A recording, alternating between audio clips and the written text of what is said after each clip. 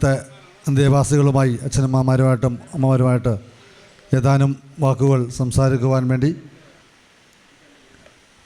പ്രിയപ്പെട്ട ധനകാര്യ വകുപ്പ് മന്ത്രി ശ്രീ KN ബാലഗോപാലിനെ ക്ഷണിക്കുകയാണ്.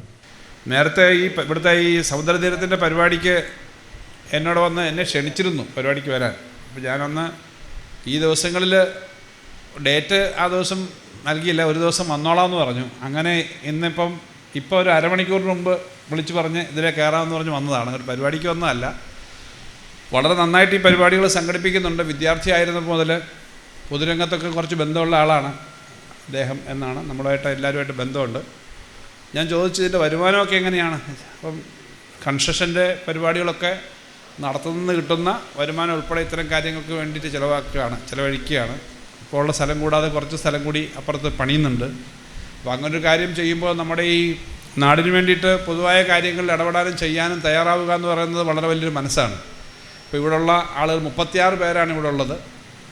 നമ്മുടെ കൊല്ലം ജില്ലയിൽ ഇത്തരം സാന്ത്വന പ്രവർത്തനങ്ങൾ നടത്തുന്ന, സമൂഹത്തിന് വേണ്ടി പ്രവർത്തനം നടത്തുന്ന കുറേയേറെ സ്ഥാപനങ്ങളുണ്ട്. ഇപ്പോൾ ഗാന്ധി ഭവനും സ്നേഹതീരവും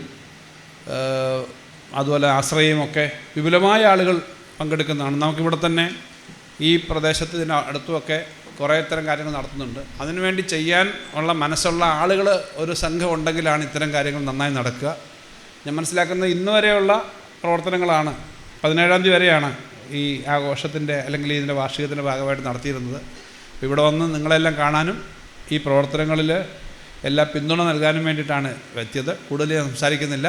എല്ലാവർക്കും ഓണത്തിൻ്റെ ആഘോഷമൊക്കെ കഴിഞ്ഞെങ്കിലും ഓണാശംസകൾ നേരുന്നു. ഈ പ്രവർത്തനങ്ങൾക്ക് എല്ലാ സഹായവും വ്യക്തിപരമായും ഗവൺമെൻറ്റിൻ്റെ ഭാഗത്തുനിന്നൂടെ ഉണ്ടാകും എന്ന് പറഞ്ഞുകൊണ്ട് ഞാൻ എൻ്റെ വാക്കുകൾ അവസാനിപ്പിക്കുന്നു.